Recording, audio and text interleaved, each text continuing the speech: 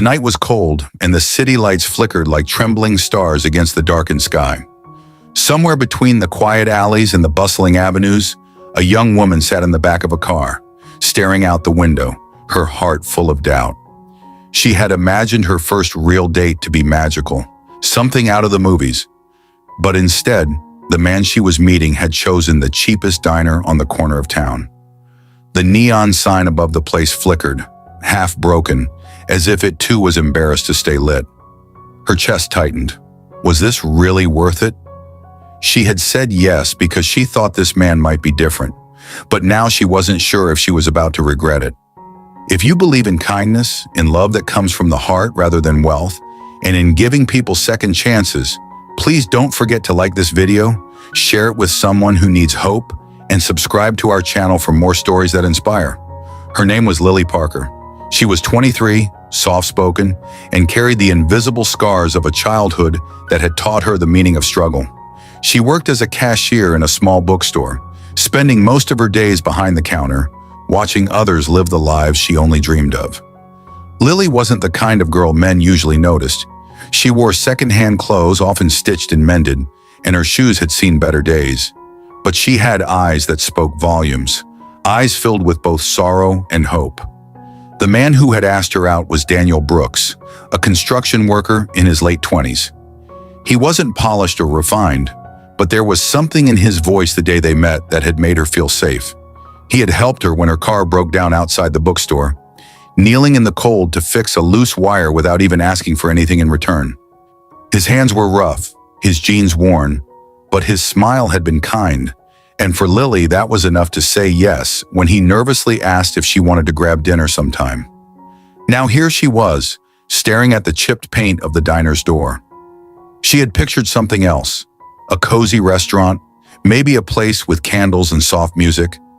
But when Daniel walked up to greet her, dressed in a clean but faded shirt, his eyes full of sincerity, she forced herself to push down her disappointment. He didn't have much, she reminded herself, and neither did she. Maybe this was all he could afford. Inside, the diner smelled of frying oil and strong coffee. A jukebox in the corner played an old love song that no one was listening to. A few truck drivers sat at the counter, hunched over their meals. Daniel led her to a booth near the window, his movements slightly nervous, as though he was afraid she would walk out any second.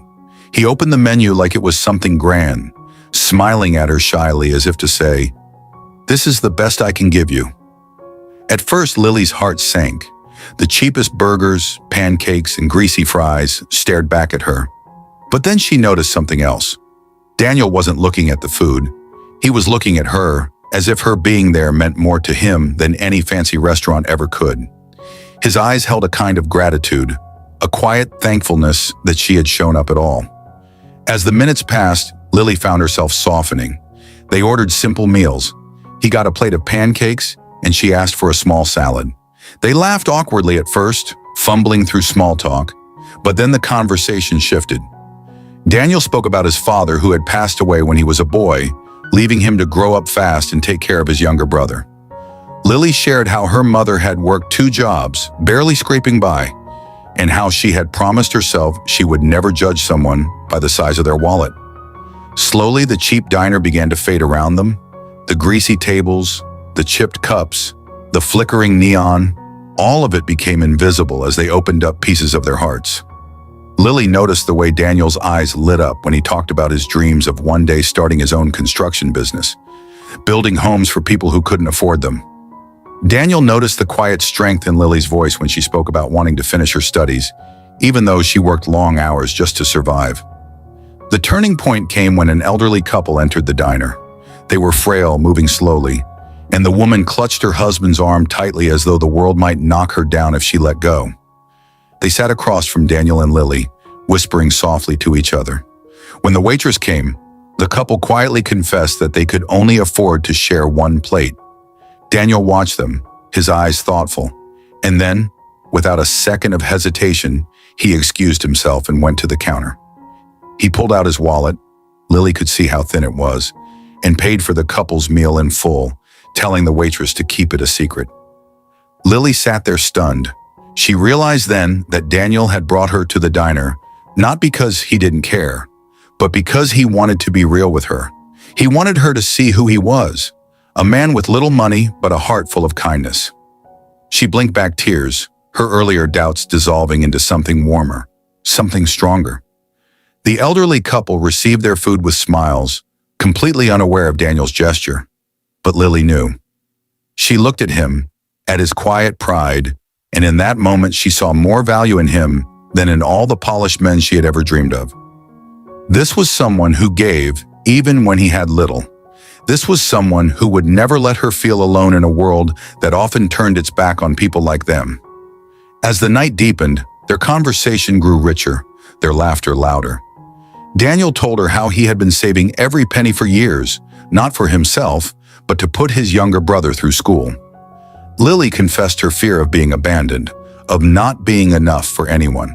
And instead of shying away, Daniel looked her in the eyes and told her she was more than enough, that the world needed people like her who knew how to fight and survive. What happened next shocked everyone in the diner. Lily stood up, her cheeks flushed, and hugged Daniel right there in front of everyone. The truck drivers at the counter turned their heads, the waitress froze mid-step, and the jukebox played on as though the world was holding its breath. It wasn't the kind of hug that lovers share on first dates. It was something deeper, more powerful. It was the embrace of two souls who had finally found a place to belong. The diner, cheap and forgotten by most, suddenly became sacred ground. Everyone who witnessed it felt a stirring in their hearts. It wasn't about the food or the place. It was about seeing raw, unfiltered love, the kind of love that didn't need wealth, glamour, or show. Weeks later, the story of that diner spread. The waitress told it to other customers, and the truck drivers told it to their families. People began to whisper about the young man who had nothing but gave everything, and the young woman who saw beyond the surface.